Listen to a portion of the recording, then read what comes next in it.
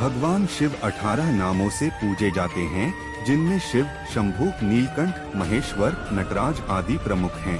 भगवान शिव अपने मस्तक पर आकाश गंगा को धारण करते हैं तथा उनके भाल पर चंद्रमा है। उनके 5 मुख माने जाते हैं, जिनमें प्रत्येक मुख में 3 नेत्र हैं। भगवान शिव 10 भुजाओं वाले त्रिशूलधारी हैं। पुराणों में भगवान शिव के जिन 18 नामों का उल्लेख किया गया है, उनमें पहला है शिव। शिव शंकर अपने भक्तों के पापों को नष्ट करते हैं। पशुपति उनका दूसरा नाम है। ज्ञान शून्य अवस्था में सभी पशु माने गए हैं। शिव इसलिए पशुपति हैं क्योंकि वह सबको ज्ञान देने वाले हैं। शिव को मृत्युंजय भी कहा जाता है। मृत्यु से कोई नहीं जीत सकता, पर चूंकि शिव अजर और अमर हैं, इसलिए उन्हें मृत्युंजय भी कहा जाता है। त्रिनेत्र रूप में भी उनकी पूजा की जाती है। कहा जाता है कि एक बार भगवान शिव के दोनों नेत्र पार्वती जी ने मूंद लिए, इससे पूरे विश्व में अंधकार छा गया। सब लोग जब व्याकुल हो उठे तो शिवजी के ललाट पर तीसरा नेत्र उत्पन्न हुआ। इससे तुरंत ही सारा अंधकार दूर हो गया। शिवजी को पंचवक्त्र भी कहा जाता है। इस बारे में कहा जाता है कि एक बार भगवान विष्णु ने कई मनोहर रूप धारण किए। इससे अनेक देवताओं को उनके दर्शनों का लाभ मिला। इसके बाद शिवजी के भी 5 मुख हो गए और हर मुख पर 3-3 नेत्र उत्पन्न हो गए।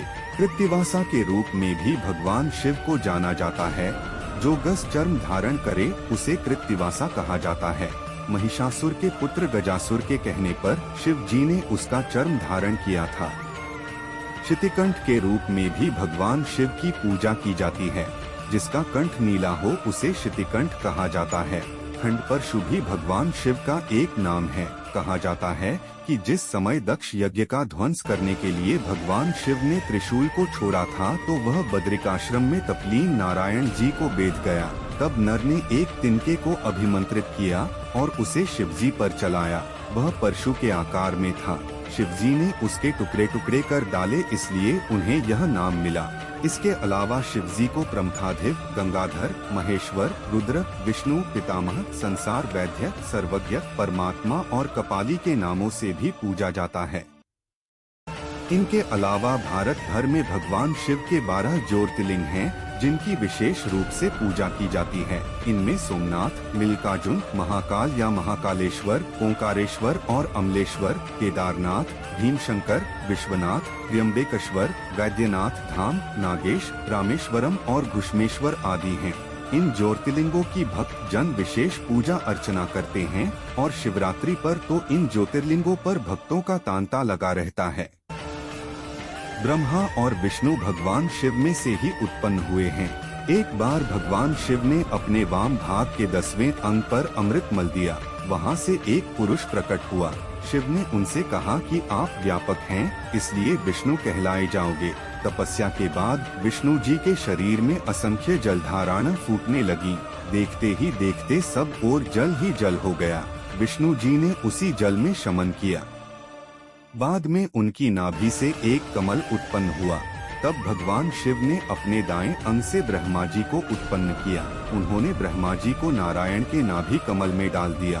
तभी हैरत से विष्णु जी और ब्रह्मा जी एक दूसरे को देखने लगे।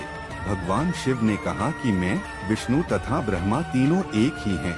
ब्रह्मा जी सृष्टि को जन्म दें, विष्णु जी उसका पालन करें तथा मेरे अंश रुद्र उसके संहारक होंगे। इसी तरह सृष्टि का चक्र चलेगा। इसके बाद विष्णु जी और ब्रह्मा जी ने भगवान शिव का पूजन किया। शिव ने कहा कि यही पहला शिवरात्रि पर्व है। यहीं से मेरे निराकार और साकार दोनों रूपों में पूजा मूर्ति तथा लिंग के स्वरूप में होगी। भगवान शिव और पार्वती के विवाह का किस्सा भी बड़ा रोचक है। पार्वती ने इसके लिए कठोर तप किया। तप से प्रसन्न होकर आखिरकार भगवान शिव बूढ़े तपस्वी का रूप बनाकर पार्वती के पास गए। ब्राह्मण बनकर वह पार्वती के समक्ष जाकर शिवजी की बुराई करने लगे। पार्वती से यह सहन नहीं हुआ तो भगवान शिव ने उन्हें अपना असली रूप दिखाया और हंसने लगे और बोले, क्या तुम मेरी पत्नी बनोगी?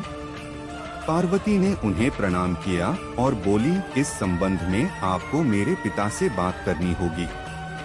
शिवजी ने तुरंत ही नट रूप धारण किया और पार्वती के घर जा पहुँचे। वहाँ पहुँचकर वह नाचने लगे। जब पार्वती के माता पिता ने उन्हें रत्न और आभूषण देने चाहे तो उन्होंने मना कर दिया और पार्वती को मांगने लगे। इस पर उनके माता पिता का क्रोध बढ़ गया और उन्होंने सेवकों से नट को बाहर निकालने को कहा, पर कोई भी उनको स्पर्श भी नहीं कर सका। इसके बाद शिवजी ने उन दोनों को अनेक रूपों में दर्शन दिए। इसके बाद भगवान शिव और पार्वती जी का विवाह संपन्न हुआ।